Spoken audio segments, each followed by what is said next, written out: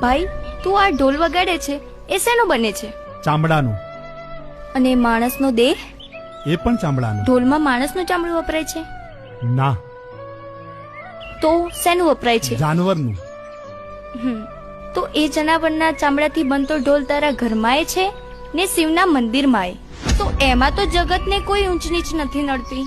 જો મરી ગયેલા પશુના ચામડા પર કોઈ ઊંચ નીચ નથી કરતું ભાઈ, તો આ જીવતા માણસના ચામડા પર ઊંચ નીચ કેમ? કેમ મારા ભાઈ? વચન છે મારું કે જ્યાં સુધી હું જગતમાં યાદ રાખવામાં આવીશ ને, ત્યાં સુધી તારું નામ મારા સાથે જોડાયેલું રહેશે ને સમાજને બતાવતું રહેશે કે કર્મ મોટો હોય ને તો માણસ મોટો, બાકી જાતથી મોટો એ રિવાજ ખોટો. માં, સતીના સતને જાણવા માટે અંતરની આંખો ખોલવી પડે માં. જેમ અર્જુનને શ્રી કૃષ્ણએ દિવ્ય સ્વરૂપ બતાવીને ભમણા ભાગી હતી ને, એમ માં તારા અંદર રહેલા સતીના દર્શન કરવાની આશા છે માં. બસ એક આશા છે.